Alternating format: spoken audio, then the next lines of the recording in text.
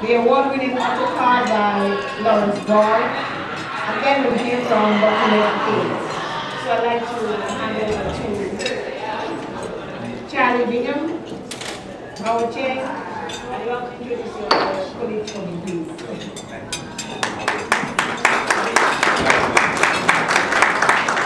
Good afternoon. Enjoy your lunch while I speak. I'd first like to thank the Eli Institute for putting this wonderful program together and giving us access to this forum. So thank you, Ms. Hardy, Mr. Elders, and Dr. LaVaughn. Along with my Director of Outreach, Ms. Amanda Zubiate, I'm here to showcase a student-launched business, and in the process, to share with you our love for entrepreneurship and for Howard the institution. My name again is Howard Chang, and I am a social entrepreneur. I'm a proud and recent graduate of the Howard Law School. Before that, thank you. And before that, I was a proud alumnus of the Marshall School of Business, University of Southern California, and I'm also a veteran of the United States Marine Corps.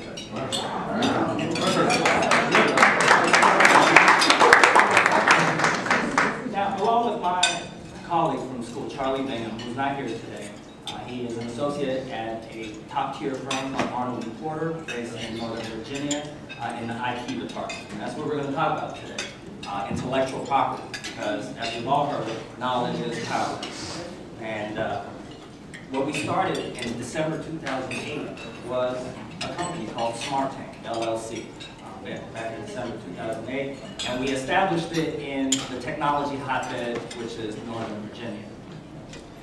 Now, we are a technology think tank focused on the research, development, acquisition, sale, licensing, and brokering of next generation technologies that will be commercially viable within 3 to 7 years. Before I go further though, and in the spirit of today's event, by show of hands, I'd like to ask, how many of you would consider yourselves an entrepreneur? That's very encouraging, but see, everyone should be raising their hands right there, because by definition, what is an entrepreneur? It's someone who exploits a social economic opportunity by taking action and risk. And at some point, we've all been entrepreneurs, whether it was a yard sale, set up a lemonade stand, we've all been entrepreneurs. But some of you who hesitated in calling yourselves that, well, the reason might be because we tend to distinguish entrepreneurship in the U.S. as a special category, as people who dedicate their lives or career to entrepreneurship. And we are such persons here at SMARTTANK. I'll give you another definition before we go further into how our business got started. And the question is, what is a business? Well, a business is defined by its ability to generate value for someone else by means of a product or service. Now, the first and ultimate product in any business is us, our story and our culture. And in order for any business to take off, it takes a community to support this business, to watch it grow. So the question is, how did we start? And it's always a question and an idea. And it started with a clear appreciation for intellectual property. And then 2 questions. We looked at today's cell phone, and we asked, well, what can we do to make the cell phone better with tomorrow's technology? And from there began a conversation and a lot of research to where we are now. And what we have is a project that we plan to launch the company with, and then a long-term vision to become an intellectual property fund. The second question that we asked, well, how do we get in? How do we get in such a big marketplace where you have giants like Apple, Google, Nokia, Samsung? Well, what we looked at was the converging technology marketplace. You have your telecoms, who have constant access to your general consumers through your cell phone, through your home line, and then you have cable companies who access your home through TV. We call them three screens: your television, your laptop, and your now smartphone. Yeah. But we said, how do we compete? Well, we need to go to the next frontier. So the next frontier for us was the space between the smartphone or the laptop or TV and the actual user.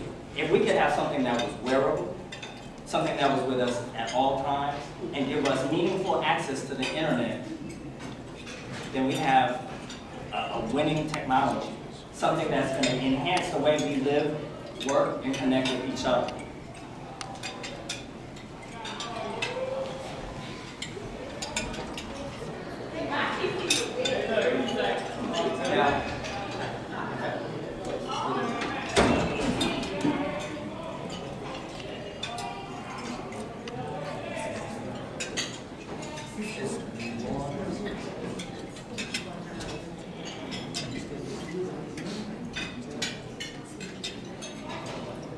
Now, along the way, we had our steep learning curve because we're not engineers by trade. So we couldn't invent or design the product ourselves completely. But what we did have were sound minds. And we realized that pure law and pure science are really one and the same. It's the investigation of truth through repeatable and verifiable steps. And so in that year, we looked at all the technologies that were existing and on the horizon. And we looked at how we can combine some of those technologies and put it into one unique package that would change the way we interface with all of the technology around us. What I'm about to show you is a video that MIT recently released back in February. It's called the 6th Sense Project. Certainly.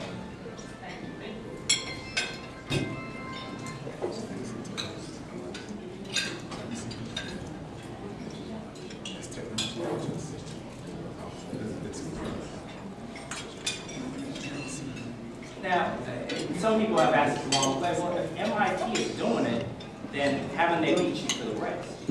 And to that we said, well, ideas are a dime a dozen, and it's about execution.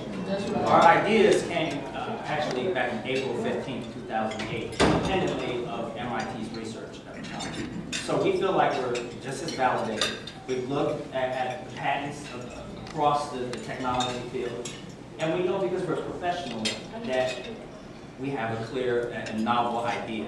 And what we have established is technical and market feasibility so far. We've raised up to $100,000 of investment funds, and we're looking for more, of course. But to show you, to highlight the technology we're working with, play this video for you.